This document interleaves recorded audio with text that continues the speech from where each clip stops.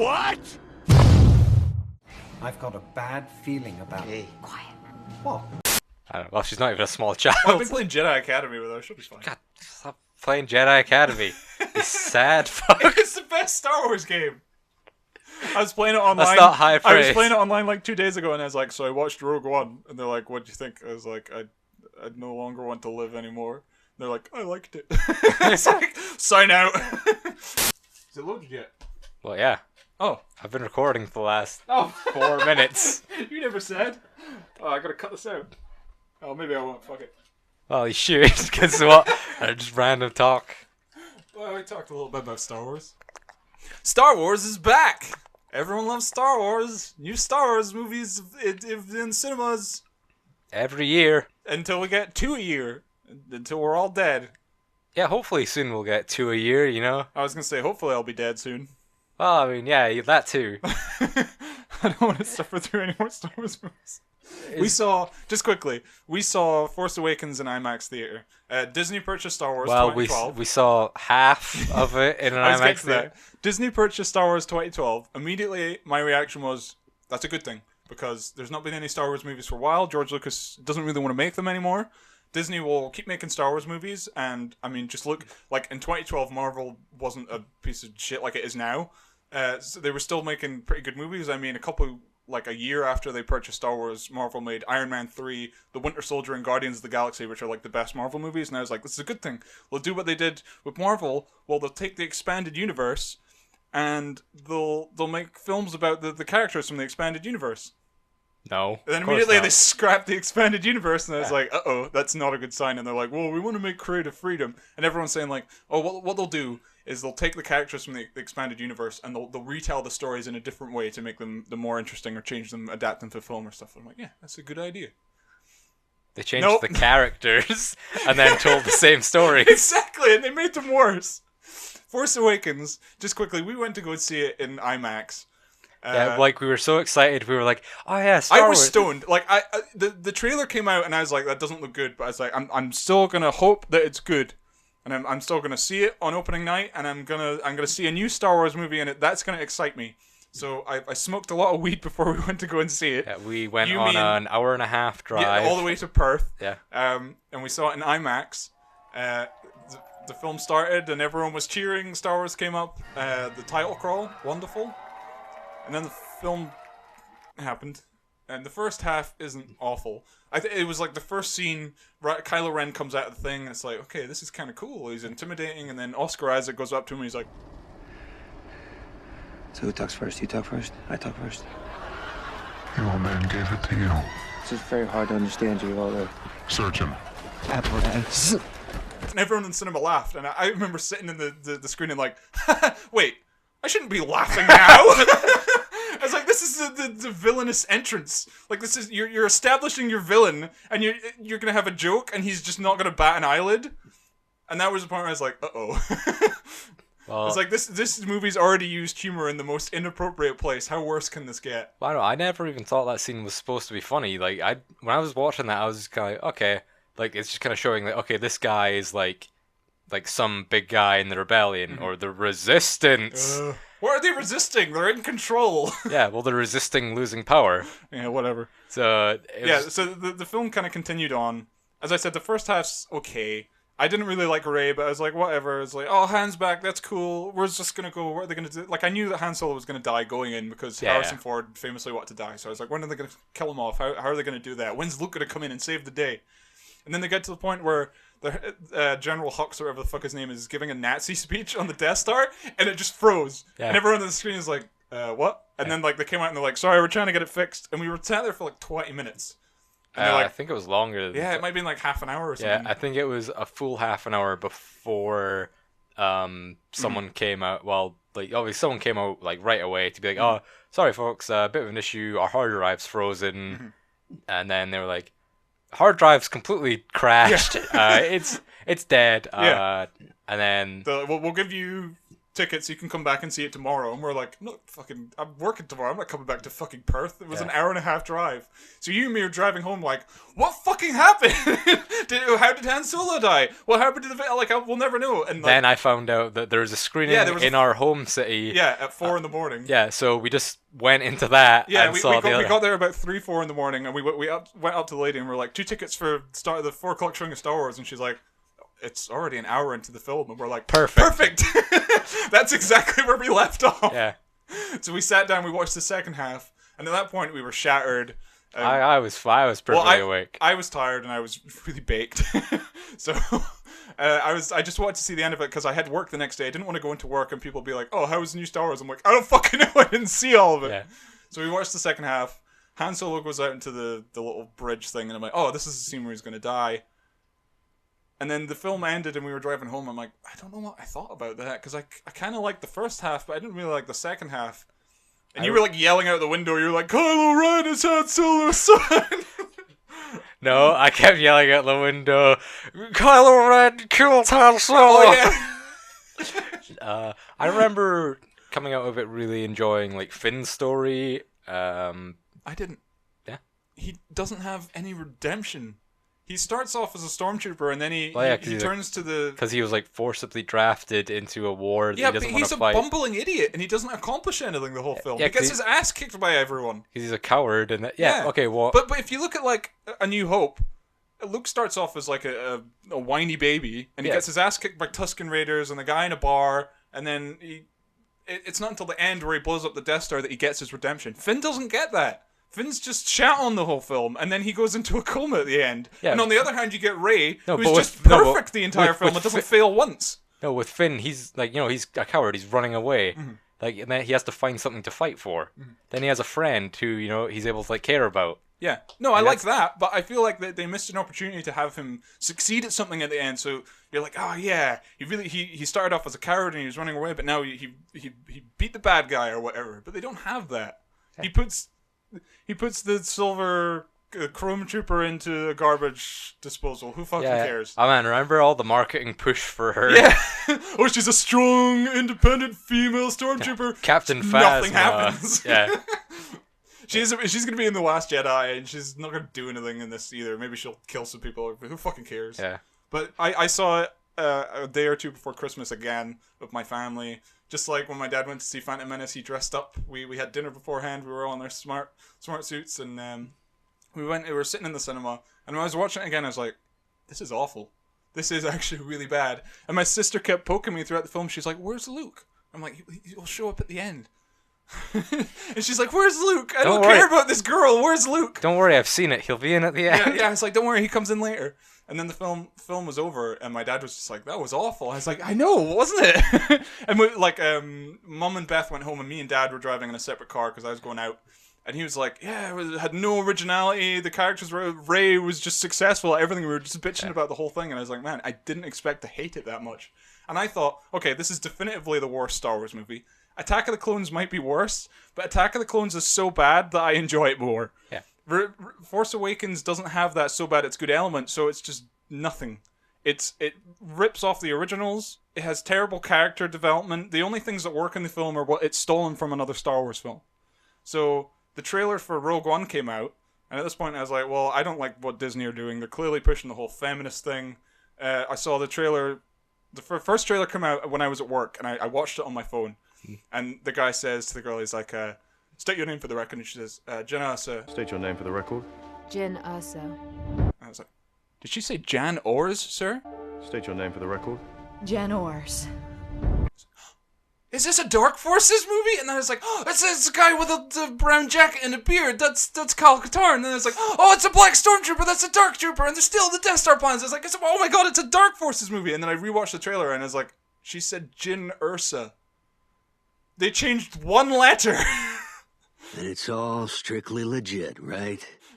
It's like, oh, fuck this piece of shit. It's like, you're going to take Dark Forces, and you're going to take everything that worked in that and then ruin it? No, fuck that.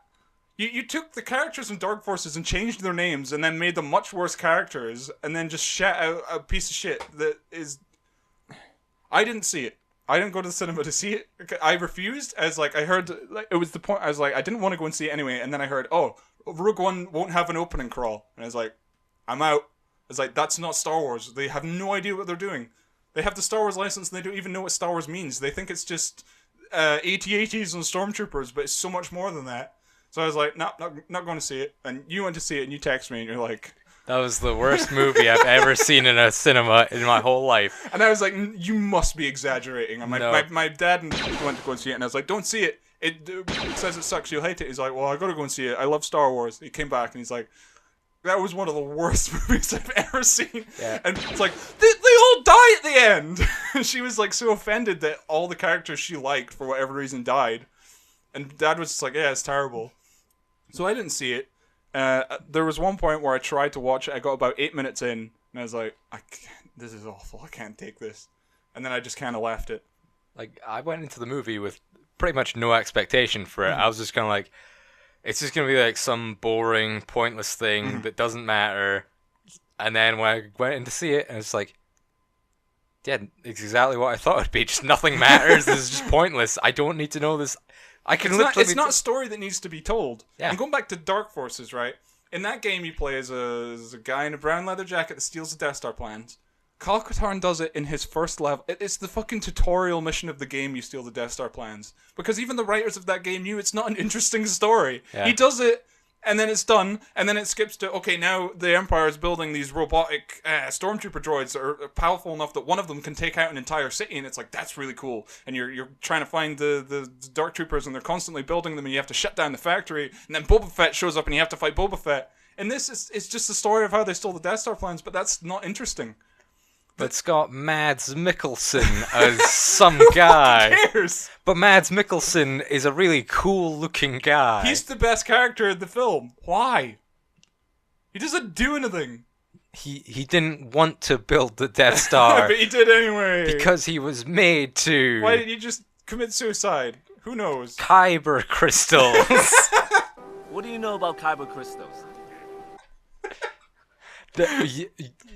Yeah. I watched that. I watched it. I suffered through the whole thing. It was painful as fuck because I knew we were going to do this. I hated it. It got to the end, and then I think it was Clutch22 shared a file, a video link on one of our podcasts, and it was a 2-hour-long review of Rogue One where he systematically goes through every single scene in the film in order and explains why nothing makes sense. That 2-hour review is much more entertaining than the film. I would rather have watched that in the cinema. Because honestly, we could sit and talk about how every single scene doesn't make sense, but I can't remember most of what he says. Yeah, and I can't remember most of the film. It's been like a full year since I Yeah. saw that movie. And I don't- can't remember. I do not blame you for not wanting to rewatch it, because I wish I'd never watched it.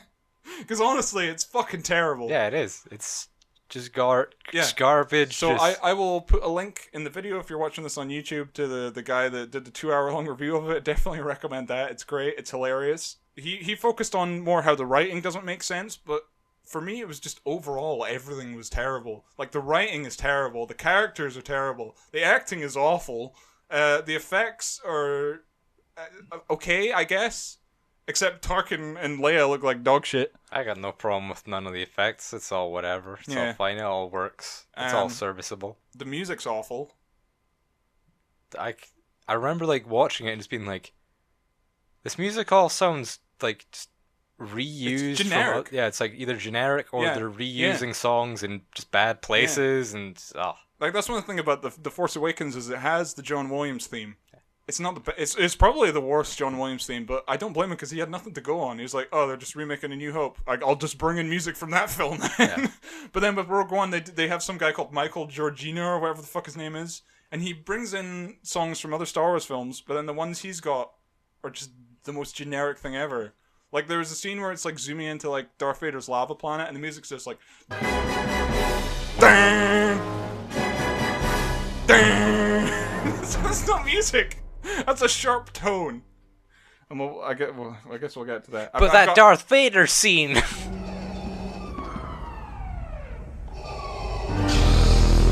We'll get to that. Ugh. That for me, that's the worst scene in the film. But Yeah, we'll that's get for to me that. too.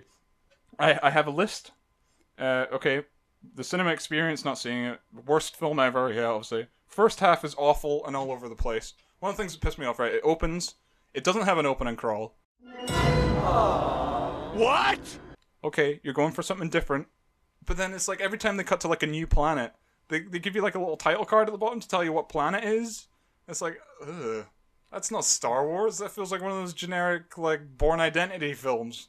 Yeah, usually they'd tell you where they're going. Yeah. Then there'd be a white, and then we'd be on that place. But the pacing's all over the place. They just cut to a new place, and they have to literally tell you in text where they are and why they're there. Yeah. It's just stupid.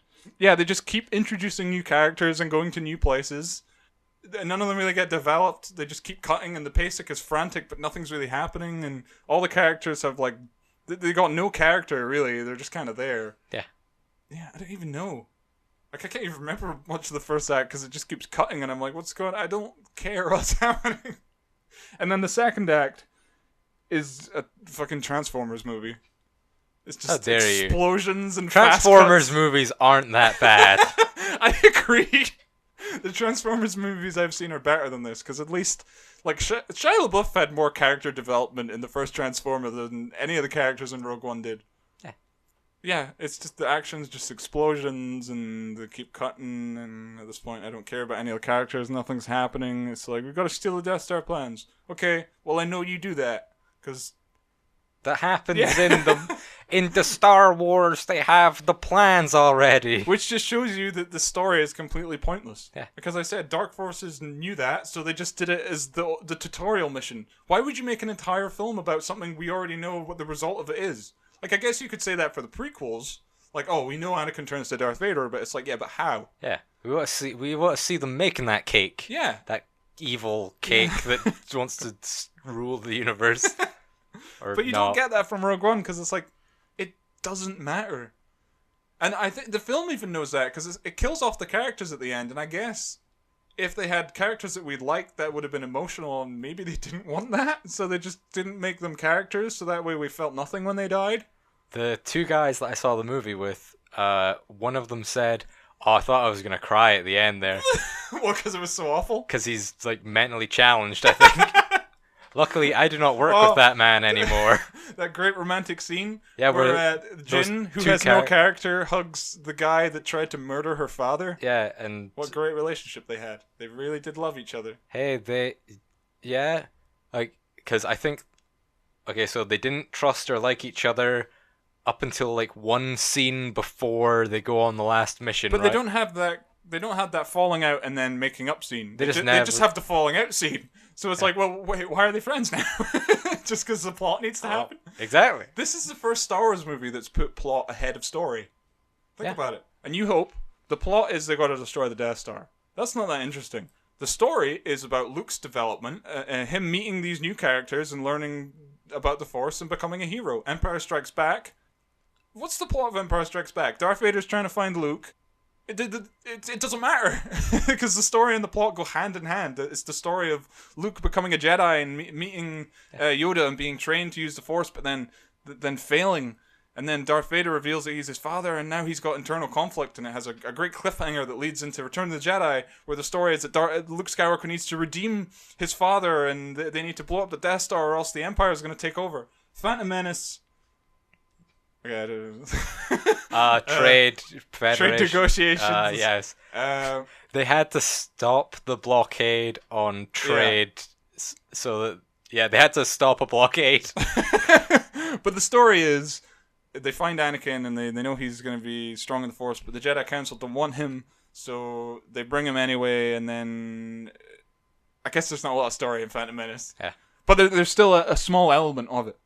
Attack of the Clones, the story is that somebody's trying to kill Padme and they need to find out who it is, and Anakin falls in love with Padme, and then there's a revelation that one of the Jedis that they used to trust is now working for the bad side. And Revenge of the Sith, the story is great. Anakin turns to the dark side, kills all the Jedi, the Emperor turns out to be evil, there's revelations, and that great climactic fight between him and his old master. They were brothers, they were friends. In Rogue One, people we don't care about steal plans for the Death Star. From people that we don't care about yeah. or know or like. Yeah, and also like that tell you who people are. We were just having this discussion in the original trilogy review we just did, where you can't really watch Return of the Jedi by itself. I mean, you could, and you probably figure it out. Yeah. But it's not recommended. You can watch Phantom Menace as the first Star Wars film. It re-explains the Force. It re-explains the Jedi. It explains all the stuff that's going on. It tells you of like troubles to come. Attack of the Clones, you could watch that without watching Phantom Menace because it re-establishes Obi-Wan and Anakin's friendship at the beginning and how Padme and Anakin used to like each other. Revenge of the Sith. Master, remember when you were in that bird's nest or whatever it was? I saved you, Master. I'll have you know. Oh yes, I remember that day. Do you remember when we had character development off screen? We were friends. Best friends. That's not far off at all. They should have had to just say we're friends. They should have had like a secret handshake. Remember, my apprentice, friendship is forbidden in the Jedi Order. Remember, Anakin, masturbation is forbidden in the Jedi Order. Stop thinking of Padme and your mom while you do it. What if I think of Benji uses the Force to choke his dick? He won't catch me. Can you use the Force to masturbate in Star Wars? Only the dark side. Some consider that to be unnatural.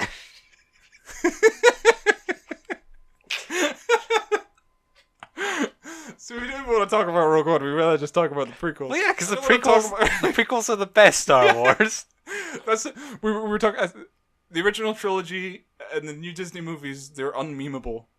But there's so many great memes in the prequels. Yeah, like, the thing that I see memed about Rogue One is when the guy with the robot legs goes, lies! Deception! That's a bad meme. It is. It's not...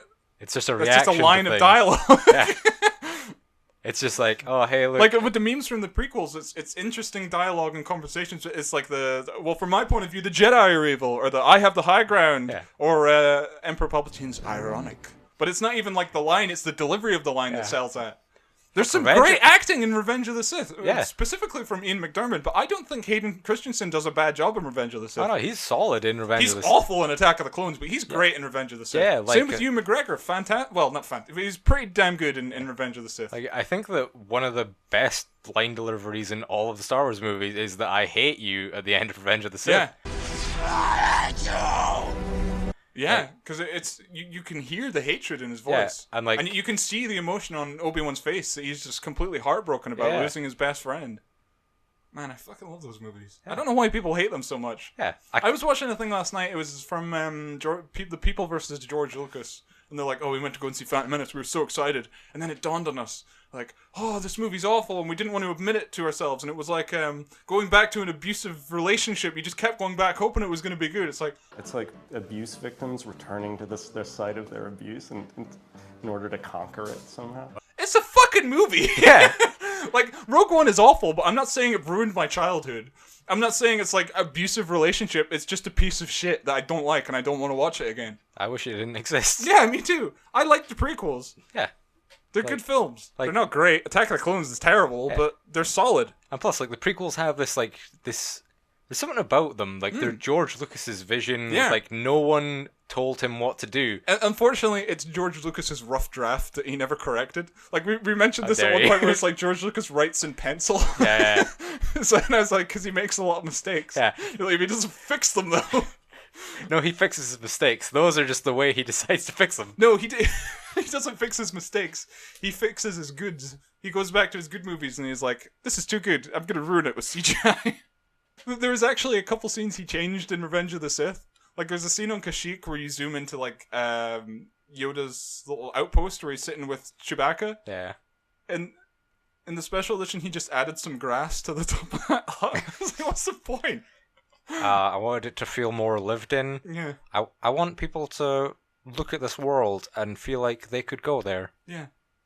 But he clearly really cared about those films. Like, yeah, they're not perfect, but he clearly had a love for them, you know? They were his babies. And then you get a piece of shit like Rogue One where it's like they hired some random writers to write a script and then they gave it to some guy that liked Star Wars and then they didn't like what he made so they reshot it. This is no one's vision. Yeah. There is no vision for this film. With with The Force Awakens, you can at least say there was a vision there from J.J. Abrams. It's not a good vision, it's a retelling of A New Hope. His vision was somebody else's vision, but there was a vision. Yeah, he had a lot of control. Yeah. He could... Because they trusted him. Yeah. But they clearly didn't trust, what's his name? Gareth Edwards? Gareth Edwards, yeah. They clearly didn't trust him because they ended up... And, like, I don't know what his vision was. Like, he didn't write the film, that's the thing. Like, that's always a bad sign when you have a different writer and a different director. Because what are you talking about? Empire. Yeah, but Irvin Kershner had a certain amount of control in Empire. And he was... Well, we explained that it was essentially David Prowse that came up with the whole Darth Vader as his father thing, but Irvin Kershner was the one that brought that into the script. George Lucas didn't plan for that at all. So Irvin Kershner is responsible for probably the best part about Star Wars. Yeah. He also directed the film, and that's why it's great. There's also, I think 5 names credited to writing Star Wars Empire. Well, yeah, probably. And that's fine. Lawrence Kasdan and stuff, they brought him back for Force Awakens, but it didn't make a difference, because it's just a retelling of the first one. And Kathleen Kennedy cracks the whip to be like, nah. I hate her so much. Yeah, all of her interviews are awful. They're the worst. Isn't really the approach that we have. We don't sit down and start isolating a list of characters and then build stories around those. We really are starting with the stories themselves, and then if some of those characters might come in to what it is we want to do or say, we'll consider it then, but that's not part of the strategy now. Honestly, I hate her so much. Yeah, also, I just don't like that she doesn't have, a character the way that George Lucas does in interviews. Yeah. Remember? George Lucas I was watching some interviews of him yesterday where he's just you've talking won about many awards. Yeah. Oscars? No. You have every honor that a man could have. You've got Almost. Oscars. No. No Oscar? No Oscars. No Oscars? What, George Lucas? Yeah. No, he won... Star Wars won an Oscar, the first one, for visual effects and stuff. I think it won a couple Oscars. He didn't win an Oscar, but Star Wars did. Yeah, but this is my favorite interview, just this guy who's just so unprepared to interview him, and he's just talking about, you've got all these awards. He's like, nope, none of those. No awards. Thank you for doing this. I know how to make movies. I went to film school. I have a knack for it. I studied it very well and practiced, and I know what I'm doing. But I watched an interview with him last night where he was talking about how he hated Hollywood and how Star Wars came about from him trying to film anywhere but Hollywood and trying to not be involved in Hollywood at all. And that's one of the reasons they're so special, is they're not ruined by the studio execs. That's one of the reasons I hate the Disney films so much, is you've got this bitch Kathleen Kennedy that's like, okay, I like what you're doing, but I don't like what you're doing, so I'm going to change all of it. Also, needs more feminism. What's your role? You're just ruining these films. Feminism of feminists. We need more women writers. Uh-oh. We hired 5 women writers and then Rogue One happened. Because we came into Lucasfilm and found that George had already left some ideas behind, and we thought, well, God, what else could we do? It was Curie's idea, actually, that it be Saw Gerrera, and that would further legitimize the story inside the stories that had already been told. Is that 5 writers? 5 women writers. I mean, I guess they didn't write the story, they just kind of changed stuff, but they clearly didn't do a very good job. Okay, here you go, everybody. You get to write this part of the movie and this part of the movie. You can write this scene. Can't we all write the whole movie together? No. Well, this is what I was saying about there being a disconnect between the writer and the director. I didn't notice this, but the guy that I watched the 2-hour-long review of it, he basically said there's a scene at the very beginning of Rogue One where after they have the flashback of her with her dad and she runs away, something drips on her head when she's sleeping in a cell, and she wakes up and she looks across the bed from her and there's an alien sleeping, and then she wipes her head. And it's like, what? Did the drip come from the ceiling? But then there's not another drip. And what the review is basically saying is there was a disconnect there between the writer, because the writer envisioned it that there was a bunk bed and the weird alien drooled on her head and then she woke up and then looked at it. Yeah. But the writer, the director just read that and thought, okay, well, the guy's over there. So then where did the drip come from? Yeah. And there's a couple scenes where, there's another bit where Cassian Andor's like, oh, I'll get my information, but gloves. And that's supposed to be like his excuse. I need to take my gloves off. Come on, let's see some scan docs. Yeah, of course. My gloves. But he's not wearing gloves. He just says gloves for some reason. I want to say I really recommend that review because it's fantastic. But Yeah, we've rambled enough about other Star Wars. It's time to go through this entire piece of shit, scene by scene. No, what? So the film opens with a ship flying to... Oh yeah, it hard open, no title crawl, and then it's just these like weird images, and I'm like, what the fuck am I looking at? And then it zooms out, it's like, oh, it's the rings of a planet. That's a really bad way to open a film where everyone that's watching is just baffled at what they're looking at. I can't even remember that. Exactly. It's like, do you remember the opening? Like, because the first shot of Star Wars movies are really important.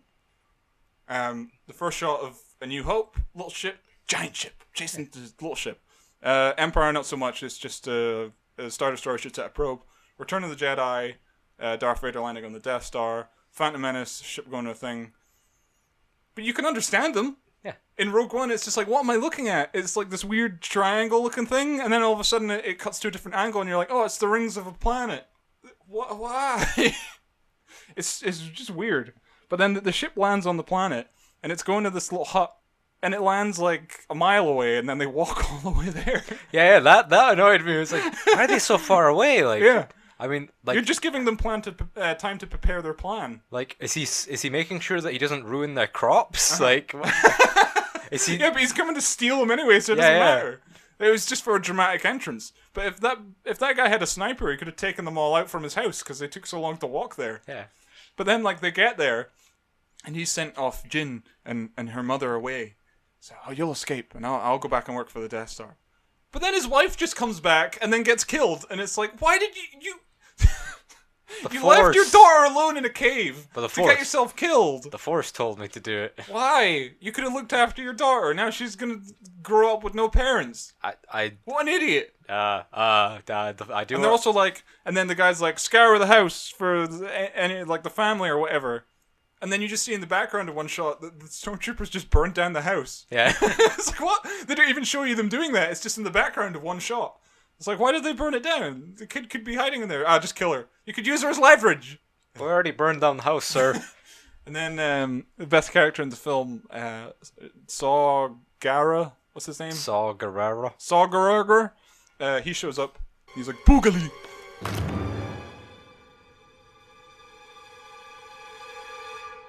And then Rogue One, dun, da, da, da, da, da, da, generic music. Oh yeah, that's how they open. 8 minutes into the film, you get the title card, and then it cuts to her waking up in the thing, and then you see Cassian Andor, or whatever the fuck his name is. Yeah, he's rip off Cal Katarn. He's getting something from some guy. Yeah, he's getting information or something, and then as I said, like he's like, oh, I need to take my gloves off, but he's not wearing gloves. And then he just kills the guy that he's with, and is like, oh, what a great hero. Oh, yeah, they're trying to show, like, oh, the desperation of the rebellion. Yeah. You can't trust anybody. Oh, jeez. No, that's just an unlikable character. Yeah, it just makes him look like a cunt. And it's not like A New Hope, where Han Solo starts off by murdering a guy. Yeah, a guy who's coming to kill him, take him prisoner. Yeah, he asked for information, and then he just murders him. Yeah, it's like... But Han Solo, he kills the guy, and then he gets redemption at the end when he comes back, and he saves Luke. Yeah. Cassian's just an asshole the entire film. He tries to kill Jin's dad at one point and then changes his mind, and I guess that's his character development because nothing else happens to him. It's the rebellion. The rebellion. Oh yeah, and then the rebellion go to save Jyn, and they're like, oh, we're freeing you. And Jyn immediately picks up a shovel and starts beating them. It's like, they're here to rescue you, dumbass. And then K290, what's... Comic Relief Robot. Comes and then just punches her in the face. Yeah. And then they kidnap her and they take her to Yavin and they just keep cutting to all these different characters. I think they introduced the Muslim pilot at that point. And it's like, he's going to see Saw Gerrera, or whatever the fuck his name is. And he's like, oh, I got a message for Saw, and they don't believe him. Yeah. And then they get a weird CGI squid to read his mind. Like, what? I was watching that. I honestly, I had my hands, like, crushing my head. And I was like, what am I watching? This isn't Star Wars. A mind-reading squid. Yeah, can that squid use the Force? Like, yeah, they don't. It's just in one scene. They don't fucking explain it. It seems really weird that they didn't just have a character who was, like, had some knowledge Force of the Force. sensitive, yeah, and he just reads his mind like Kylo Ren in Force Awakens. No, it's just a weird squid that you never see again. And then when you see that guy again, it's like, is his memory erased? And then he's like, oh, I'm the pilot. And then they continue on with the film. It's like, what was that whole debacle? What just happened? A squid rent his mind, and then that erased his memory, but he got it right back, so what was the point of it? You could have cut that all out. It wouldn't have made no fucking difference. But they take Jin to Yavin 4, well, the moon of Yavin 4, which the film didn't say. The film said Yavin 4, but it wasn't Yavin 4, it was the moon of Yavin 4. That pissed me off. They don't know what they're doing. They don't even know where they are. Yeah, they don't even know Star Wars. Learn your geography. Yeah, learn your galactic map. Is it geography if it's in space, or is that something different? Astronomy, maybe? I don't want to know about what my star sign tells me about. Oh, no, okay, maybe it's astrology. No, I think astrology is the telling of star signs. Oh, I always get them confused. But no, they're like, oh, you've committed all these crimes. Theft of Imperial things. Possession of unsanctioned weapons, forgery of Imperial documents, aggravated assault, escape from custody, resisting arrest. It's like, why do you care? She committed crimes against the Empire. That makes her on your side. And they're like, oh, if you help us, we'll free you. You're holding her hostage! Yeah. What a great rebellion. And that's one of the things that pissed me off about this is like, the tone is completely wrong. Like, my dad took my little sister to go and see this. He shouldn't have. Yeah. Force Awakens, at the very least, can be enjoyed by children. All the Star Wars movies, I watched them as a kid, loved them as a kid. The only one that's kind of like, is Revenge of the Sith. Oh, yeah. But that's just like 2 scenes. The scene where he kills children, and then the scene at the end where he burns almost to death. It was a little bit violent. But the rest of the film's fine. There's a fun intro where R2-D2 burns a bunch of robots to death. That's fun. Fun for kids. Yeah. But in Rogue One, it's just the tone is just so off. There's no likable characters. There's no lightheartedness. Everything's just... It's all grim and and gritty, and it's supposed to be realistic. And like, there's things I noticed where they're trying to make Star Wars seem like real life and not like a fantasy world.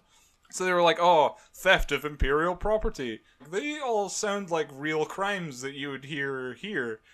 Like on Earth. Yeah. And then there was like a bit where the ships were taking off. And they were like rebel pilots, like, they were waving those like light things that you see them do at like the airport. I'm like, what? And I think you kind of see that at, I think in the original there's like... But it's not too prominent in... Like, yeah, I think it's literally just like one guy like waving someone's X-Wing. Yeah, yeah, he's just kind of like telling them where to go. But it's like, they're using the things they use at airports, and it's like, that doesn't look right. Gotta make sure that people don't think they've got mini lightsabers. In the trailer, you could mistake it, and then you'd be like, that guy's got little lightsabers, what's he gonna do? Oh, yeah, and the worst thing about the film, Force Awakens plays on nostalgia. Yeah. You said that works. I'd say that in Force Awakens, they're like giving you the feeling and making you think of the originals. Mm-hmm. In this one, they're just showing you things from the originals. In Force Awakens, I think it's too much. I like the idea of it because it's like we haven't seen something like the originals since the originals because the prequels are totally different, which is one of my favorite things about them. Yeah, they're just different movies. Yeah, just completely different enemies, and at the end of Revenge of the Sith, you can see it transitioning into A New Hope, and it's wonderful. And then Force Awakens is just like, oh, it's the chessboard, it's the Millennium Falcon, it's Chewbacca. It's just like, hey, look at that thing that you remember. Hey, look, it's AT-AT is broken in the sand. Hey, look, Finn's holding up the remote from A New Hope, and he's like putting it in front of the camera. Hey, remember this? And it's like, oh, stop. I do remember Star Wars. I don't need you shoving it in my face. But do you remember it, though? Remember Chewbacca again? Oh, I love to remember Chewbacca. Yeah, that's what Force Awakens is like. It's like shoving it in your face. Like, hey, remember this? But Rogue One, I can't even describe how they're just there. But it's like the weird things that are there as well. It's like, okay, there's a scene where you see an AT-ST in the background, and I was kind of like, oh, that's nice. It doesn't really do anything, and they don't fight it. It's just kind of there. Yeah. But then on that same planet, the dust planet, the sand planet. Yeah, whatever the fuck that place was called. Judah, I don't know. It's just like there's so much shit going on. That's like that's a. They're like, oh, there's a attack about to happen. It's like, how do you know that? And then like things just start exploding, and then he kills a guy. Then the guys are like, oh, we're gonna take you in. I'm like, what's going on? Yeah. And then like Jin's introduced to a blind Chinese man, and he's got a black Chinese man friend. And then they show up, and they apparently stormtroopers, their armor is useless because you can kill them with a stick. Yeah, because Jin beats them to death with a stick, and then the blind Chinese guy beats them with a stick. Yeah, but he has the Force is with me. I am one with the Force. Yeah, well, she doesn't have the Force. Whatever the fuck he says. I am with the Force, and the Force is with me. He was my favorite character, to be honest. Why? He didn't have a character, but he was almost lighthearted. Yeah, he kind of was lighthearted. He seemed a little bit more jovial than everyone else. He was less depressing. He had something about him that was interesting. He was blind. And when I saw that in the trailers and stuff, I'm like, oh, that's the most generic thing. Because, like, The Force Unleashed, I think, was the first Star Wars story to... I see you... No, wait. I see with the Force. I tried to do a Japanese or a Chinese of some kind. I am one with the Force. The Force is with me. That's some good racism. Had to throw it in somewhere. We got to take it off the quota. Yeah. That's the racism for the week. Racism for the... Tune in next time for, I don't know, something...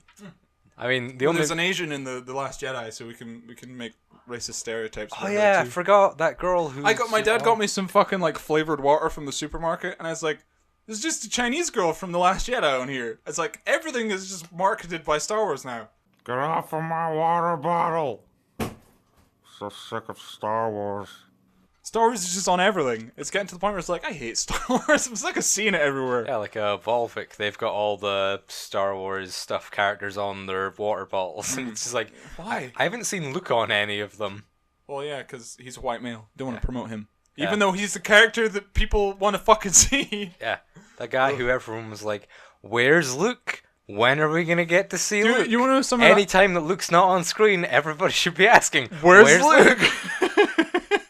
Well, that's something that I saw the other night.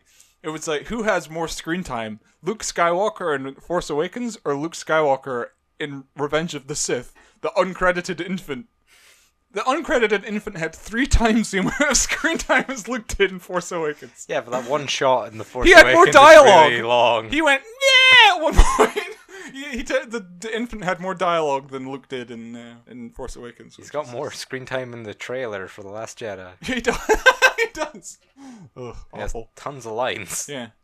He's not going to do anything in The Last Jedi. He's just going to be there.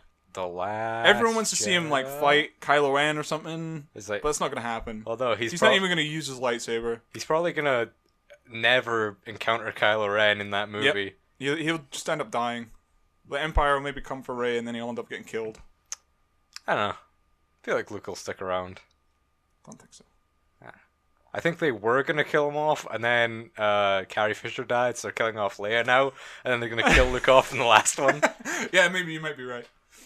Like they're just going to redo Return of the Jedi, but with Luke trying to save J.J. Abrams. J.J. Abrams is on board, so he doesn't know how to make an original film. Yeah. Everything he's made has just been copying somebody else's work. But even this time, it'll just be straight up just Luke trying to save the one who's... Well, I think the only thing I think they could do, which would actually redeem it, is if Rey turns to the dark side and Kylo Ren turns good, and then they do it like that. That would be interesting. But they won't do that because that would involve having a good white male character, and they don't like that. Which leads me to another point of Rogue One. Diversity. Too much diversity. You have Asian man, you have black Asian man, you have white girl, you have Spanish man, and you have Muslim. Those are your 5 main characters. And I guess There's you a have robot. Droid. Yeah, he's the black character because he's a black robot. Who are the white characters in the film? The Empire. Bad guys.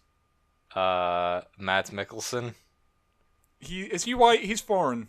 He's not a white. Yeah, of course Mads American. Mikkelsen's a white man. Well, yeah, he's white, but he's like European white. He's not like... He's best friends with Hideo Kojima. Oh, is he? Oh, Yeah. that's cool. Oh, yeah, because he was originally going to be... He's going to be in that game that Hideo Kojima's doing, isn't Yeah. he? Yeah. Like, it's funny following Hideo Kojima on Twitter because he just posts pictures of Mads Mikkelsen and he's really gay. Are they like... They got bromance? Yeah.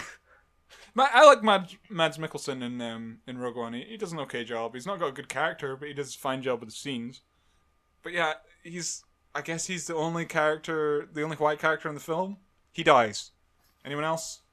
There was a rebel guy who was white, but he turned out to be an idiot. They made fun of him because he made a bad order. That's true. I think there was maybe some white characters in the background that died. I don't know. Like if you look at like the original trilogy, they're like, okay, where's the diversity? There's no minorities in the original Star Wars. So then they had Lando Calrissian come in the second one. It's like he's a great character. Remember Return of the Jedi? There's like an Asian character like in a ship and stuff, and they've got it there in the background.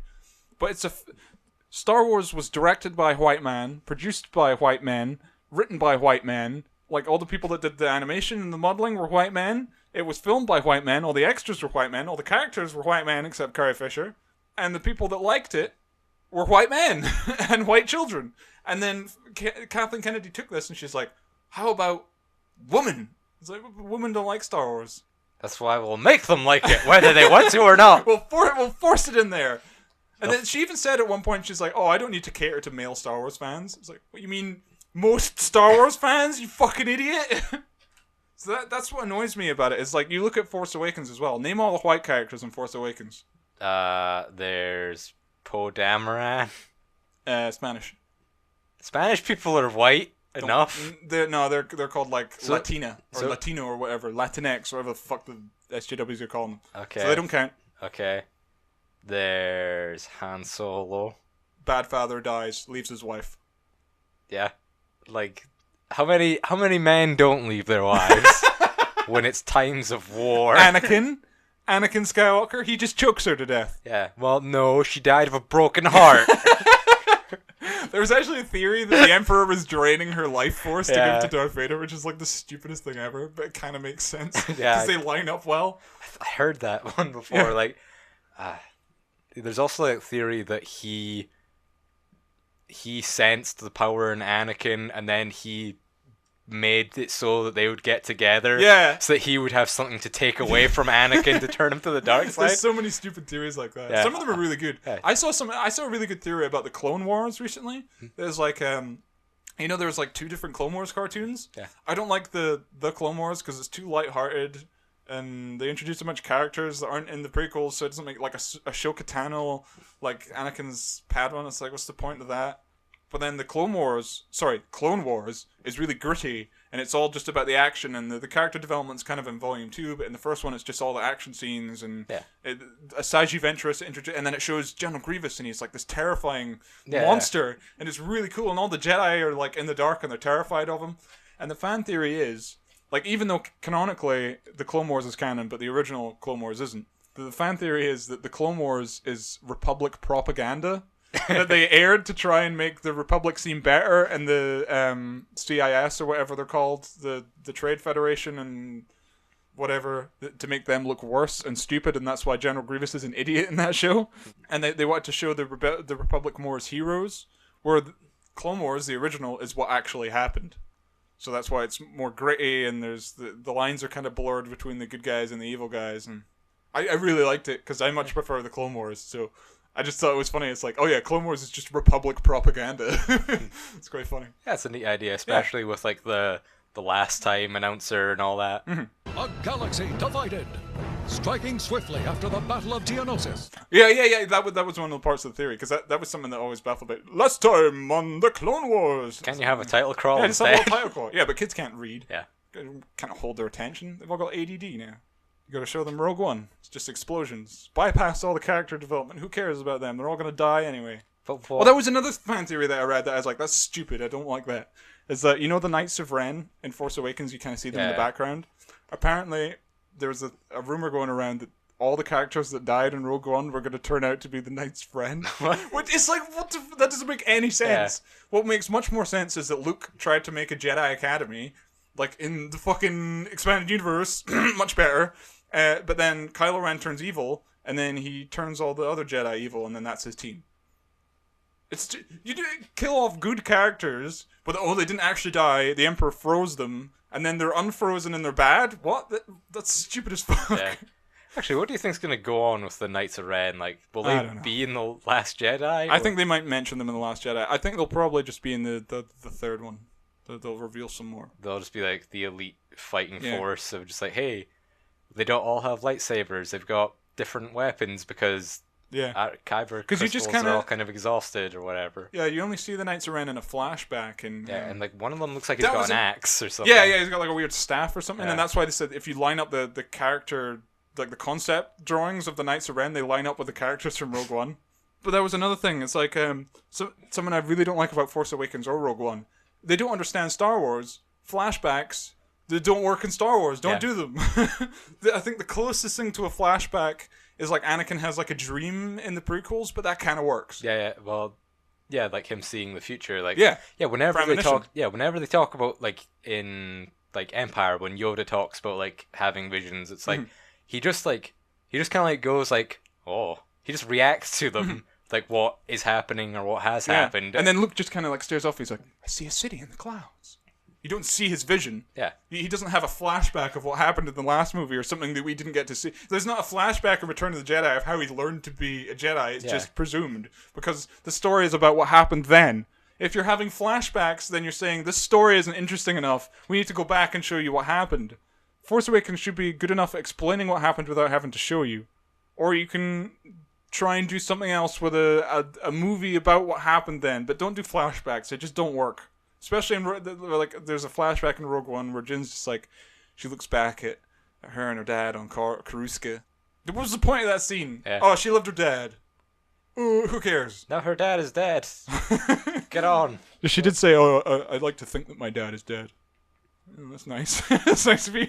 It's better than thinking that he's, I don't know, some guy who's just kind of been told what to do. So, making a Death Star. Probably hanging out with that guy with the big cape. Yeah. Oh, we'll get to that in a minute. The main antagonist guy with big cape. Something I forgot to say earlier. Yeah, I thought the Chinese guy, the blind Chinese guy, I thought, oh, that's so generic. I was just thinking about The Force Unleashed, where Starkiller fights this guy called Ram Kota, and then he beats him, and then he ends up becoming blind, but then he uses the Force to see, and it's kind of interesting, because you see him before he goes blind, and this is like, oh, they're just going for like a Ram Kota thing, but he's not got a lightsaber, he's just a Jedi with a stick, and he's blind. But apparently, the writers didn't even come up with that. It was the actor that said, well, this guy has no characters, why don't we make him blind, so at least he's got something? Because he's like a famous Asian actor, and he's like, I don't think my fans will be happy if I'm just a guy that hits people with sticks. You know, when I was given the script, he was written as the spiritual warrior monk. Mm-hmm. In the beginning, to me, it was not interesting enough. It was kind of cliche when I first read it, I'll be honest with you. Then I made a suggestion to Gareth. I said, you know, how about making him blind?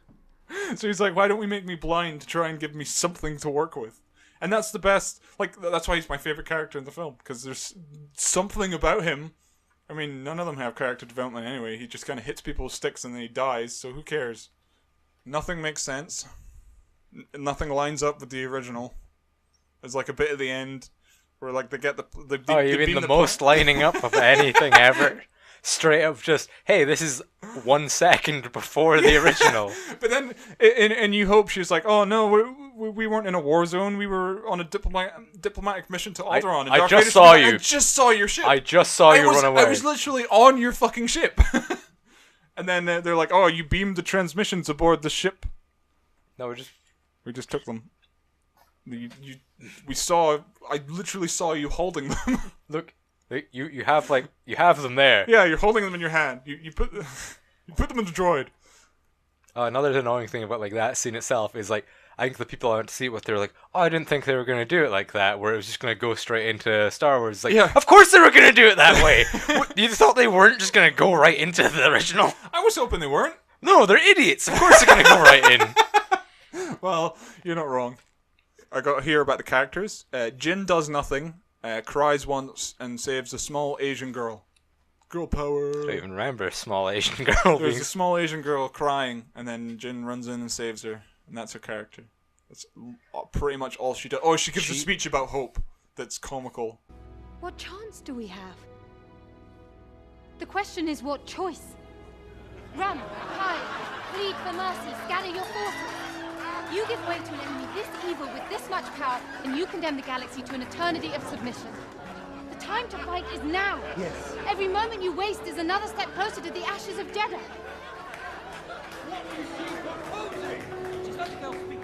Oh yeah, and that scene with Mon Mothma and...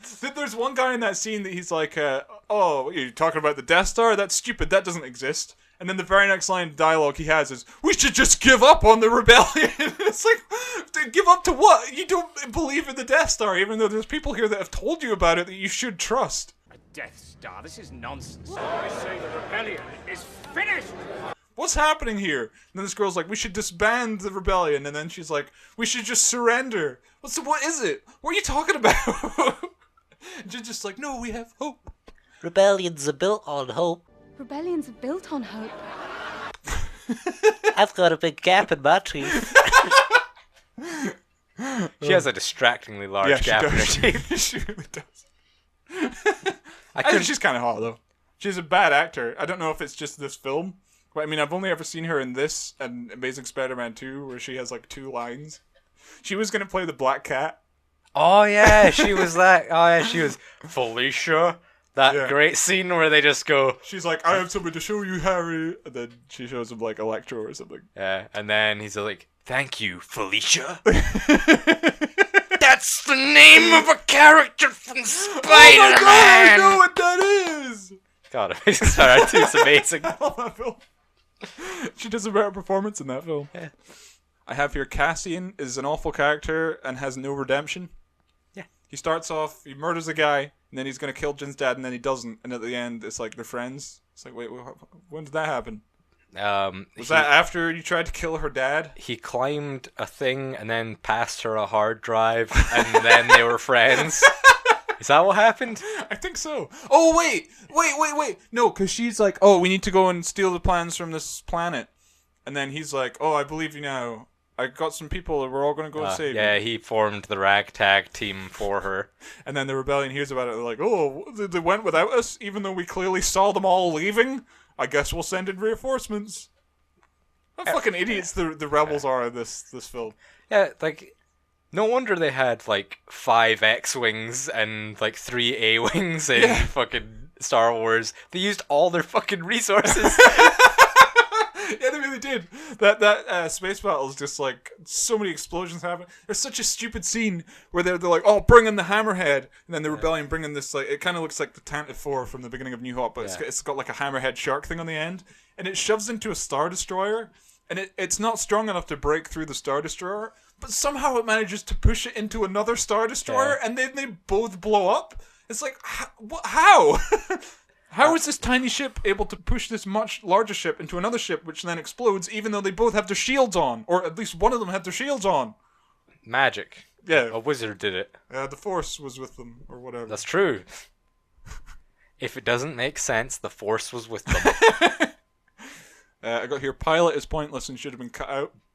You said it was your favorite character. Yeah. He at least had some sort of character development. But I don't think he did, because he didn't start off as a bad guy. He started off as a good guy. His character development was off screen. I can't even remember, honestly. I just remember when I saw the movie, I was like, I guess that guy was the only character. No, well, his character was like, oh, he was working for the Empire, but then he turned good. But he starts off at the beginning. He's like, I was working for the Empire, but now I've turned good. So it's like, well, he doesn't have that character development. That was before the film started. Yeah, his whole thing was just like, oh, geez. I mean, the Empire's building a weapon that's gonna destroy entire planets. Yeah. So and he was friends with Galen. I'm not okay with that. So I'm gonna run away and go help the rebellion. If he'd started the film with him running away, then yeah, he would have had that. But because that was on screen, it doesn't exist. So, yeah, pointless character. You might as well cut him. They should have had a title crawl where they had it all to do with him. Yeah. Yeah, you could have solved so much of this film's problems with a fucking title crawl. Asian guy with a stick is pretty cool. Black Asian guy is stupid and his gun is overpowered. It's got a big... Well, it's a big gun. Yeah, but it's like it one-shots everyone. But there's a bit at the end where it's a big... Like, it's like a minigun. Yeah, it's too powerful. Why does nobody else have that gun? Because it's too big. But there's like, they have this elite like squadron of stormtroopers. Why don't they have the big gun? Because you think they're good. This thing like auto targets everyone and can kill everyone with like one shot. Yeah, it's like that's way overpowered. How did he end up with it? How did he make that? Sure. Why doesn't everybody use this? Because it's too big. You can't run around with those. Well, if they did the fucking Dark Forces story, they could have had Dark Troopers with big guns. But no, they just have one rebel guy that just has this amazing gun that you've never seen before and never will again. And there's like a bit at the end where he's like shooting the Death Troopers, whatever the fuck they're called, the black ones, and they all die immediately with one hit. He gets shot like 3 times and he's fine.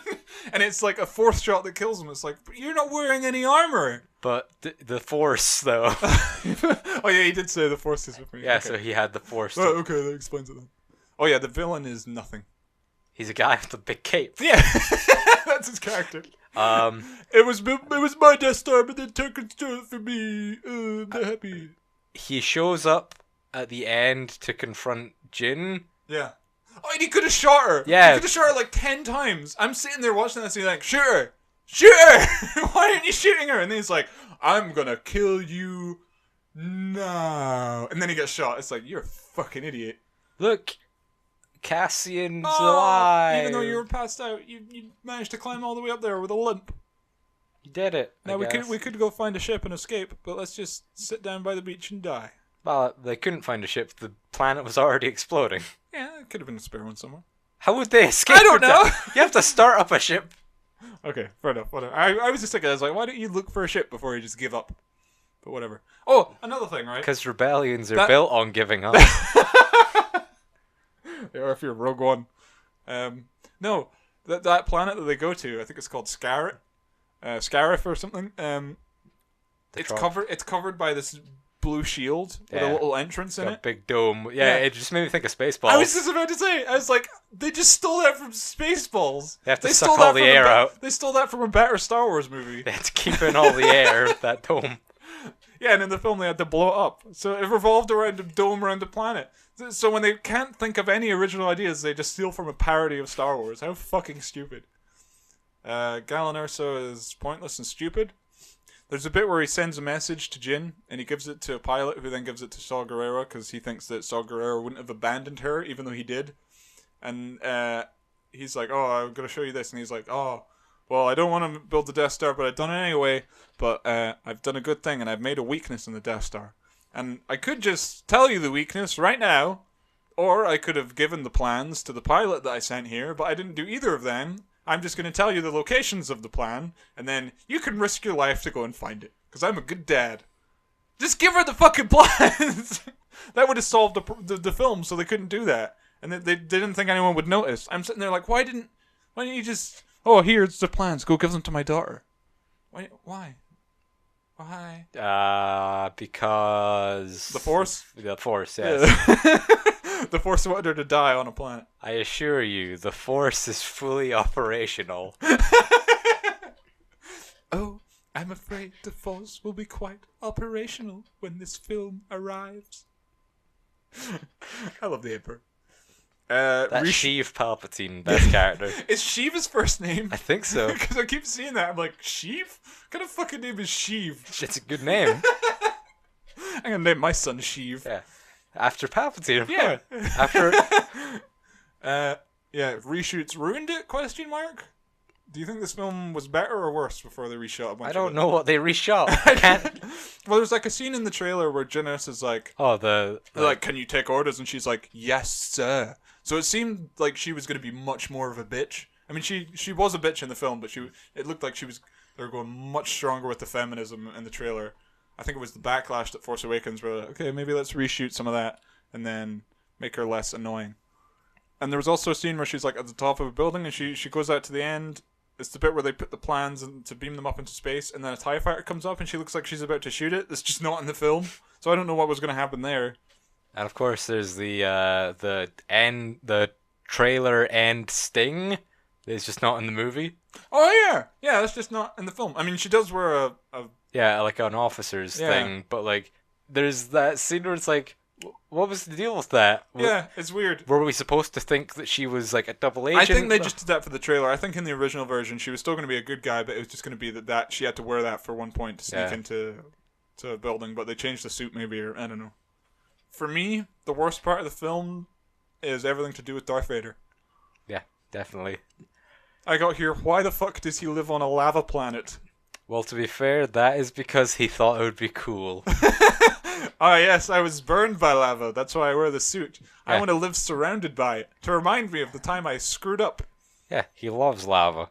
It reminds him of his mistakes and his failures. He hates sand, but he loves lava now. Yeah. I love lava. It's hot and flamey and it gets everywhere. Yeah. It's the thing that destroyed his body, so he kind of gets to... He's kind of like... He gets off to it. It's poetic. It's like poetry, it rhymes. He Lord, was burned by lava, so then he lives in it. What? Lord Vader, I don't think you understand poetry. You don't understand. Do not choke on your aspirations. Be careful not to choke on your aspirations, Director.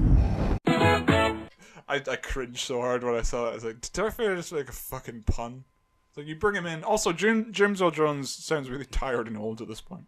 He doesn't sound like Darth Vader anymore. Was it James Earl Jones? Yeah, they brought him back. He just sounds too old to do the part. All right. I kept thinking that they got someone else in for some reason. Yeah. Well, that's because he doesn't do a very good job. Yeah. I don't blame you for thinking that, honestly. But yeah, everyone's like, oh yeah, maybe the film wasn't that great, but that Darth Vader scene was so good where he brought out his red lightsaber. He's like, he's walking down the hallway. oh, he killed the guy. Oh yeah. It's so scary. Which goes back to what you were saying earlier. It's like, you can't watch this as a standalone film. If you've seen no Star Wars, you're like, who's this black guy? And then he shows up at the end, it's like, what? Why's he got a laser sword? What the hell is this? He's just killed all these guys? What's the Force? They mentioned it once. What does it do? He can pick people up in the air? They're not going to destroy the Death Star? How does he do it? Well, you see, it's because of his sad devotion to an ancient religion that existed 20 years ago. Yeah, ancient religion. Undead Tarkin. I don't have a problem with him. Really? Yeah. He's terrifying. It's just, I don't know, it's just a really sheeny looking face that they kind of like, they have him kind of turn his back a little bit. They should just not have him in the film. Why does he need to be there? Because everybody loves Grand Moff Tarkin. I love him when he's not dead. When he doesn't look like a fucking cartoon character. He was in Star Wars, though. Every scene he was in was distracting to me. I was just like, oh. And then it's like they have Leia at the end, and she looks just as terrifying. It's like when she says a word, like her whole face kind of like stretches at one point. It's weird. I don't like it. Just don't include them. Just show the character from behind if you want to put them in there. That's another thing. Nostalgia pandering, right? You got the Stormtroopers? Obviously. That's fine. Stormtroopers fine. TIE Fighter's fine. It's Star Wars. Yeah. ATSC, fine. The AT-ATs at the end felt a bit pandering because they showed up and I was like, oh, and they're not quite AT-ATs because they've got like a weird orange bit on them. Yeah, it's like supposed to be like transports or something. Yeah, like because they're on like a tropical kind of planet, right? Yeah. But like I'm pretty sure in a lot of the things they kind of said like the AT-ATs were designed for like conditions where treads wouldn't be useful at all. Well, I guess there was a lot of water on that planet. So maybe it's so they could walk through the water. I don't know. I think that was for like lugging around cargo because they had a big orange thing on it. Big freighter. Yeah. AT. It's dumb, but the worst part of it is probably the dumbest scene in the film is when they go to Jeddah and then fucking Pig Nose and the guy with the butt fur face show up for one scene and we're like, watch it, and then they walk off. It was like, what was the point? Why? We're wanted men, you know. You'll be dead. Yeah, they're great in the original Star Wars film, but there's no point in including of all the characters to include. Why them? Because the only time that someone bled from being cut with a lightsaber. Yeah. Because they hadn't thought of like, well, you see, it burns them, so it cauterizes the wound. Yeah. You think George Lucas would fix that in the special edition? I think he did. Did he? No, I'm pretty sure there's still blood. Really? Yeah. Oh. Maybe he did on the Blu-ray. I don't know. And then there's like C-3PO and R2-D2 show up for one scene. Yeah, it's... Scarif? They're going to Scarif? Why does nobody ever tell me anything, R2? Well, there's those characters that you know and love. There they are, just standing there. Look, it's before he had a red arm. You probably don't recognize me because of the red arm. Your kids love that red. I love that bit though. You know, at the end of Force Awakens, you see him and he doesn't have his red arm. He just doesn't have his red arm for the last scene in the film. I actually had to. Somebody mentioned that. I was like, what? And I looked up. I was like, what the fuck?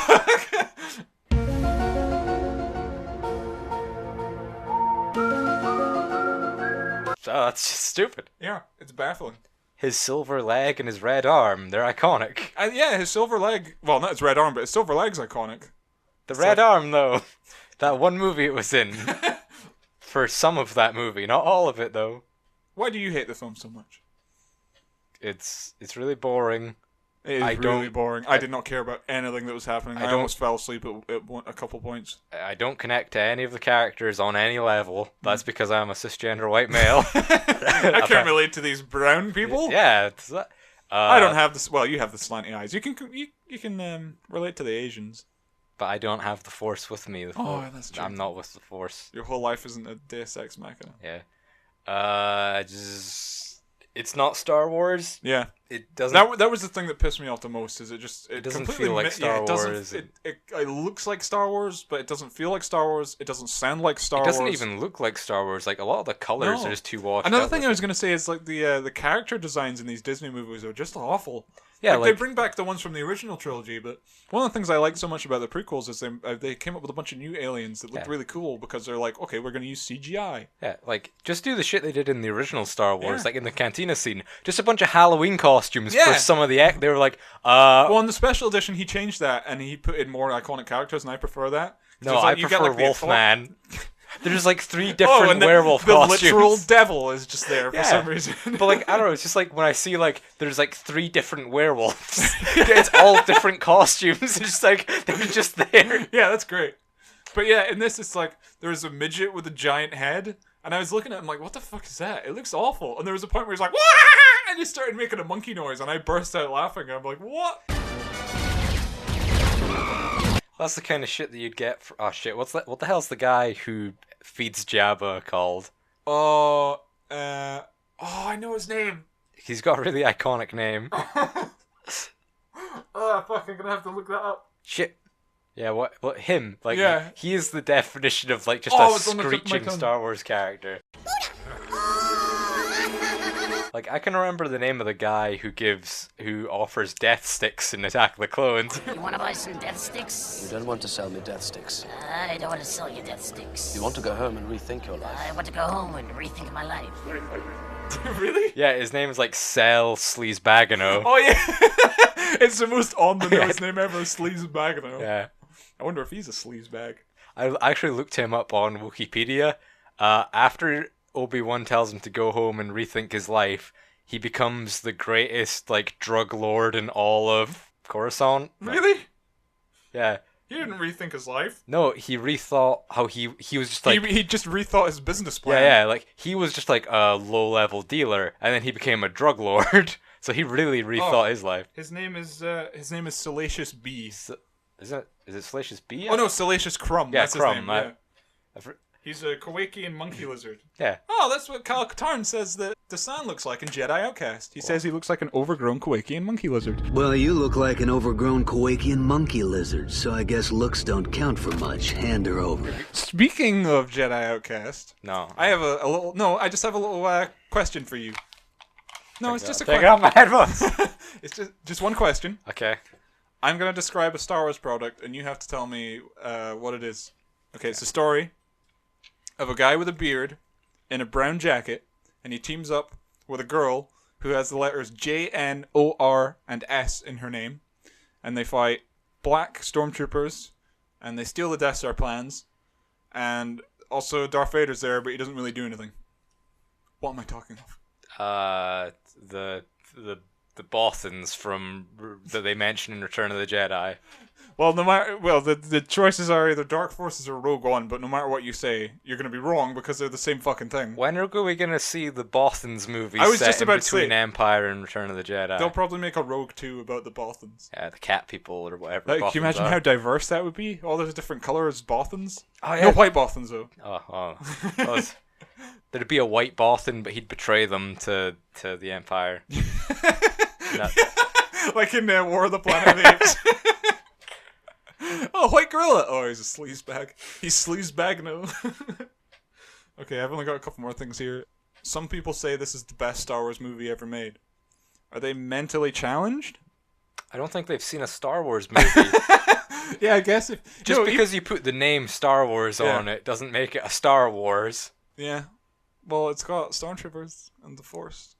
That's true. It has those things. It's got Darth Vader. Oh, good, Darth Vader city kills those people. Remember in fucking Empire Strikes Back? Yes. Where like Han Solo sees Darth Vader when the door's open, he just kind of stands up, and Han Solo's like, "Oh shit!" and he like goes to shoot him. Shoots him.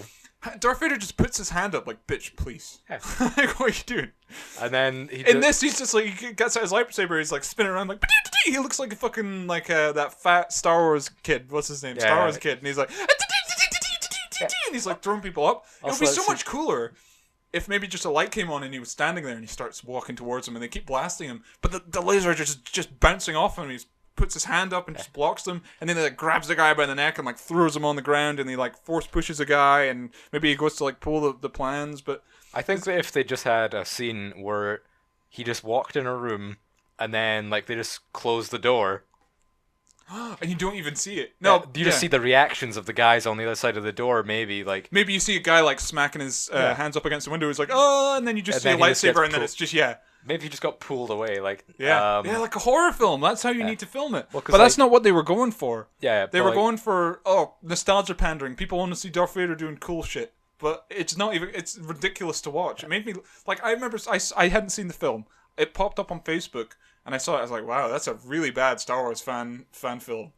I honest to God, thought it was a fan film when I saw it. And then I was like, I looked at the comments, and they were like, oh, it's the best scene in Rogue One. I was like, that's a fucking scene from Rogue One? That's officially canon? Rogue One, a Star Wars story. See it, to never. Don't watch it. Yeah, don't watch it, it's awful. But yeah, still some people think it's the best Star Wars movie. I mean, I think they're retarded, but whatever. I like that it doesn't conform to the conventions of the other Star Wars movies. You mean those things that make it Star Wars? Yes, I don't like those They were going things. for they wanted to make a war movie, and that makes it good. It's like the Star War is actually happening, unlike the other movies where it's in the background. They make the focus of the movie the Star War. They're not the characters. I'm glad that I didn't like the characters because it was just about explosions. I don't understand people. The guy that commented on our video would be happy. Like, what do you want? No explosion? There's plenty of explosions in this. He probably loves it. I want explosion. When is more explosion? What did this get on Rotten Tomatoes? I don't know. I want to say it got like an 80 or something. Ugh. That's higher than Return of the Jedi. Fuck Rotten Tomatoes. They're idiots. Oh, there you go. Toys and video games. Clearly no one listened to George Lucas when he said nobody wants dead Han Solo toys, because they made a bunch of characters in this that I still see on the store shelves of toy shops, because no kid wants to buy characters. Sorry, I use the word characters loosely, but no one wants to buy hollow dolls that died in a film that they didn't like. Just empty shells. Yeah. Images on a screen. Images on the screen. That's being polite as well. They stopped making video games. Like, remember when Revenge of the Sith came out, and there was like that Revenge of the Sith game on PS2, and it was great, and it had like a fun arcade mode that you could play with your friends, or the really bad Phantom Menace game that came out alongside the film, and it was like the first couple levels of like a weird platformer where you couldn't quite see where you were jumping, and then all of a sudden it turned into an RPG for no reason. Now it's like Rogue One comes out, and there's a new map. There's a new map on the Star Wars Battlefront. Pay $10.99. Costs money to make video games. Yeah. So they just hand it to EA, and they're like, just make the one game every 3 years. Just make the same game again. Hey, they've got that Put in loot mobile boxes. game. Oh yeah, Galaxy of Heroes. I keep seeing that advertised to me. It's like, ugh. Hey, if you no want... Cal Katarn? No thank you. What, like no Dooku, no thank you? Yeah. Dooku's not in Battlefront 2, is he? Yeah. No, thank you. Until he's there, I ain't trying that. But you can get Cal Katarn's gun in the first Battlefront. But I want Count Dooku. I want my favorite Star Wars character. Actually, somebody modded Cal Katarn into first Battlefront, so maybe somebody modded in Count Dooku. Hey, maybe. I love Count Dooku. I wish he'd gotten great. more. Yeah. Like they never go into the fact like he was apparently like the best swordsman in the Jedi Order, like and it's ever. Like Christopher Lee is one of the best actor swordsmen. Yeah. Like he is accredited with the record of the most sword fights per actor. The lightsabers count? Yeah. Oh. That was one of the because he had that and Revenge of the Sith as well. Yeah. And then Anakin beats him because Cuts off his he head. is better than even him. Do it. Do it. Do it. Do it. I like to chew it. Chew it. Remember that advert? The Chew Its? I like to chew it. Chew it. I like to chew it. Chew it. I like to chew it. Chew it. I like to do it. Yes, I do remember that Chewits advert. I like to chew it. Oh, Sheev. Oh, what a card. What would you rate Rogue One out of 12? Can I give it a 1? I was going to give it a 0. You can't give it a 0. You can't give anything a 0 because it technically exists. Can I give it half of 1? You can give it half an hour. I'll give it... Rogue One gets half an hour out of 12 because it exists. but nothing about it is good. There's no redeeming qualities whatsoever. No, it's just awful. So what do you think this new Han Solo movie is going to be like? Is it going to be worse than this? I mean, they had 2 directors and then they fired them and brought in another guy. Have they changed the actor? No. Oh, I thought I heard something. Oh, and Woody Harrelson's going to be in it. Yeah, and Donald Glover as Lando Calrissian. Yeah, I didn't think he was playing Lando until you said it. I was like, oh my god, no. Yeah, because it just looks like he was at a Halloween party dressed as Lando. Like, why is he wearing the cape and everything? I'd assume that became like a part of his thing after he took over. Yeah, Bespin. Yeah. Like, but no, he's just always got a cape like an asshole. Oh, I had emails from our great fans. Okay, this is from Movie Lover. Movie Lover? Yeah. I don't agree with anything that he said, but I'll read it out. I was glad to hear you guys are planning a Star Wars marathon. I'm going to be doing the same leading up to Disney's Last Jedi. But instead of waiting till I rewatch them all to gather my thoughts, I'm just going to write them now, just in case you upload before I've watched the films. He posted this like 2 weeks ago. We were going to do this earlier, but we didn't really have work time for conflicts. it. Yeah. I have always loved Star Wars, but I've always thought it was a load of bullshit outside the original trilogy. The OT are great films, perhaps the greatest sci-fi adventure movies ever made, and should have been left alone. But I grew up in a time of special edition edits, prequels, and tons of books and games and comics, and expanded and further complicated the lore. Anything Star Wars that I saw outside the actual films, I just consider to be entertaining fan fiction, which is basically how I feel about the Disney purchase. I don't agree. I love the Star Wars games. I didn't read the comics. I've read a couple comics and they're okay. I read a couple novels as a kid, they're okay. But the video games tell better stories than the Disney movies. Force Unleashed, Dark Forces 2 and Jedi Outcast, KOTOR, all better stories than the Disney movies. I don't know, not really. I don't really care that much about the games, like I said. Yeah, fair enough. They're all just kind of, whatever. It's all fine. I find myself more emotionally invested in like The Force Unleashed than I did in The Force Awakens. Maybe it's just because I was a white man and I could relate to him. Yeah, that's true. Shaved, headed, white male. Yeah, exactly. Just PS3 like me. Era white male. Yeah. Why anyone is upset over the canon reset, I'll never know. Boo-hoo, my fanfiction is now replaced by other fanfiction, even though it's all made up by executives. Fuck you, Cal Katarn and Dash Render are life. I don't know, I already kind of regarded everything Expanded Universe as like, yeah, it's there, but it doesn't matter. Yeah. Well, that was the idea where it's like, it's further stories. It's expanded. Yeah, it's expanded. It's if you want to go deeper into the lore, it's there. But Disney's trying to drudge all that stuff as like main stories. Like, Dark Forces worked as a game because it was just kind of there and it was part of a story, but it was more focused on the gameplay. Rogue One is like, you don't need a 2-hour-long movie of that because it's boring and it's not necessary. Whatever, I don't mind any of the new Star Wars content that I've seen, aside from the fact that the writing is lazy and they try too hard to cash in on nostalgia. I could talk about this topic for hours, but I see the new Star Wars movies as spectacle popcorn films and nothing else. There are a million better things they could be doing with the property, but I like seeing lightsabers and X-Wings back on the big screen. It make me clap hand and eat popcorn like good boy. Now that Marvel is opting for porn jokes, forced politics, and overall crudity, it also feels like a more wholesome franchise to enjoy with a family or friends. Fuck Spider-Man Homecoming. They're trying to kill Marvel so that they can make Star Wars more popular. Maybe they're sabotaging it. But then, to be fair, it's like, okay, yeah, you can take a kid to see Force Awakens. Don't take your kid to see Rogue One. Yeah. It's depressing and sad. Well, it's not depressing because you don't feel anything. Yeah, no, that's why it's depressing, though, because it's so bad. Sorry if I wrote too much, but that's my contribution to the episode. I'm equally annoyed at people who hate on Star Wars as I am the people who act like it's the greatest thing in the world. True Star Wars fans hate Star Wars. I disagree with that. It's okay, that's all it needs to be. Before I go, I have 2 questions for you. Question 1. What would your reaction be if Disney announced that the unedited original trilogy would be coming to store shelves? I mean, you have it on DVD. Well, I mean, like, the whole thing with the current, like, Fox negotiations is that... Well, I think that's one of the reasons Disney's trying to buy Fox right now. Yeah, because then they'll have the rights to the original Star Wars. And the X-Men and Fantastic. Yeah, but I'd say Star Wars is the biggest thing that they're getting out of this. Yeah, like, probably. Fully having... I would say, well, yeah, I guess. I would say, yeah, it would be good for Disney, but bad for everyone else. New special editions, even more special than the last. So, what would you buy them?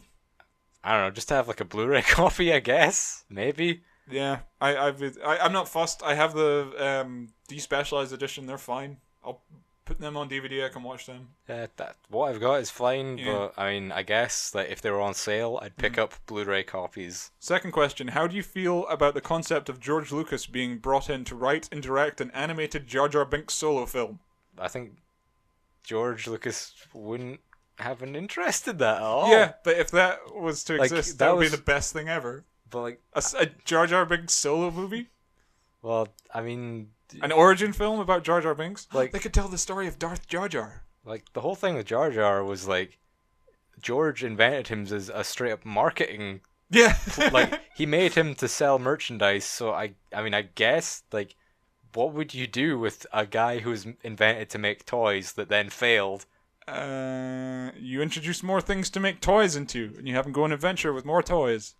I suppose. And sell more toys. And then you make a video game about it. After his failed political career, Jar Jar Binks is... I forgot he had a political career. You forgot that he was like... Padme just put him in charge, and then he handed all power over to the Emperor. He'd make a great... I would love a solo film about Jar Jar Binks. He's an awful character. I love him. If it was a political drama about Jar Jar Binks, I would watch it. Like Churchill, but with Jar Jar. Yeah. It's all about like him crumbling under the pressure of like the imperial demand. It's How it ruined his life. yeah. He becomes like His wife leaves him. yeah. Just Jar Jar has a family. Yeah, he's got like kids and shit. I'd watch that. Well, thank you very much, movie lover. We love you. Well, not really. You're okay. I'll put him on the list of friends. The kill list. Yeah, the kill list. Fuck you. Anyway, this is from Clutch22, our biggest fan. Ooh. We love you. Just type in Thor Ragnarok sucks into YouTube and you will find at least 15 or more critic reviewers now shitting on the film. Almost all of them were after you guys posted your original review. So we started it. We like that video is like 3,700 views at this point. We saw some movie that everybody saw, And we hated it first. That makes us more important. I bring this up because after seeing this abomination of a movie, I searched Google and YouTube trying to find anyone else negative, like Spider-Fag Homecoming. But like Rotten Tomatoes and all the other high-profile critics like AVGN and Nostalgia Critic seem to have loved it. Don't watch Nostalgia Critic. He's a piece of shit. They are lying to themselves because the truth is now coming out, and people are coming to their senses and realizing that Thor Ragnarok is one of the worst overrated Marvel films of all time. I would say that's Spider-Man Homecoming, but whatever. Yeah. Justice League, where to begin? So bad it's good? Sure, in some scenes, everything was predictable. It felt like there really wasn't a main character, so I didn't know who to root for. Superman! Yeah. This is the best character in the film. Yeah, like the whole main character thing is like, it's just Batman. Yeah, I guess. Like, yeah, I know, because it opens with Batman, yeah. Yeah, it opens with Batman. It's Batman assembling the team. I'd say it's like, here's a clear protagonist, but he's not directly in charge of events. Like, Yeah. It's more like he's not the main character, but it's his eyes that we're seeing the events through. Yeah. I didn't feel a connection to anyone. Batman and Wonder Woman sucked. The other character development was rushed. Like Cyborg, he talks to his father for 1 minute and floats for a second like Iron Man, and all of his lines were monotone, boring, and stupid. He had no range. I totally agree. They totally rushed his character development. The Flash, he is is he autistic, gay, or both? Yes. Yeah. I think you called him Flashes his dick to man. Hi. He serves as the jester who throws out cheesy one-liners, most of which we have heard in the trailers. I did like the pet cemetery joke the first time, and finally Aquaman. They tried so hard to make him look cool, which I thought backfired and made him uncool. Totally agree. Worst character in the film. He's the coolest. Walking in slow motion while waves crashed on him as a rock song plays in the background. That's another thing that I forgot to mention about in the Justice League review, right? Yeah. Bruce Wayne's just standing out in the open in front of like 30 people, and Aquaman's like, dressing up like a bat. Yeah. You're a weird guy, Bruce Wayne. It's like, you just outed Batman in front of 30 people. Yeah. No one cares? Okay, whatever. Yeah, well, because for Bruce, it's just like the world is more important than his secret at the minute, so Fair he's enough. not going out of his way to do stuff. I don't know, I just thought it was weird. These tropes are so dated, these filmmakers are out of touch, which brings me to Zack Snyder, Joss Whedon debacle. This is covered to death, so I'm not going to cover it. Final thought, so bad it's good, some parts. Yeah, it's hilarious. My favorite scene was the resurrection of Superman. Fish out of water, just effortlessly beats the shit out of the entire Justice League. Amazing, I loved it. One last thing, they brought back that kike Jesse Eisenberg to play Lex Luthor. Is he Jewish? I guess. He's got that Jew nose, yeah. Oh yeah, I guess, yeah. To play the Lex Luthor, worst casting choice in movie history. His overacting is abysmal. I totally agree. They should have casted fucking the guy from Titanic. He's Lex Luthor Jr., thank you very much. Well, they should cast the guy from Titanic as his dad. Alright, here's his Star Wars review. Star Wars, fuck my life. It seems Disney get their gritty pedophile paws on everything. I used to like Disney, but after Walt died in 1966, everything seemed to slowly go downhill. That's when they stopped depicting black people as, like, nignogs. They started bringing in more browns. Yeah. That's when Disney they went to stopped hating color. Jews and started hating white people instead. The Force Awakens, easily the worst of the 8 current Star Wars films. No, Rogue One. A 5'7" 170 centimeter, 121 pounds, 55 kilogram cunt is instantly more powerful than Luke, Yoda, Vader, Kylo, and everyone else because she's a woman. Totally agree. I fucking hate Rey so much. It's so fucking retarded. And then, of course, because of diversity, they have to put in coffee black sidekick doofus in the mix, which brings me to the Cuck Wars Diversity 1.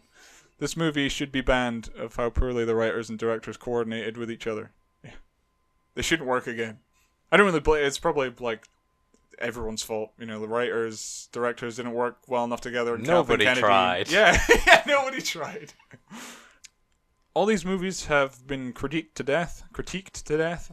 A forgettable band of retards saved the day. It's so cringe to just watch the scene where the magic blind Chinese man takes out 6 armed stormtroopers with a wooden stick.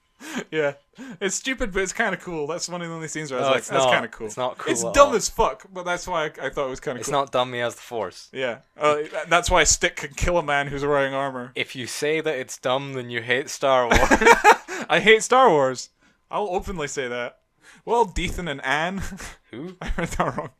Well, Ethan and Dan, that's all I got for now. Keep doing what you're doing. Your channel is getting more momentum views, and I'm telling my friends and the goys at work to check out. The goys? The goys. He spelled it Goys. And remember, racism in a satire way is funny as fuck. I have a really bad feeling about the niggers. Kikes. It is. It's true. Yeah. Clutch MC, your biggest fan, Southeast Michigan. If your country ever gets taken over, you have a home here in the States. Cool. Because I think Britain's going to be an Islamic state pretty soon. Praise be to whichever Lord wants to take over. Praise be to Allah. Allah Akbar. Well, Commander Admiral Akbar. Yeah. It's a trap. It's a trap. When Muslims come into the country and say Allah Akbar, it's a trap. Start shouting Admiral Akbar in the streets. Admiral Akbar. I'm gonna do that actually. Admiral Akbar. Admiral Akbar. Well, that was our Star Wars review. Like, comment, subscribe. Okay, bye. We're gonna go see Last Jedi soon. Comment, subscribe. No, we're gonna go see Daddy's Home 2. Daddy's Home 2, yeah! The picture irises out and credits appear on screen.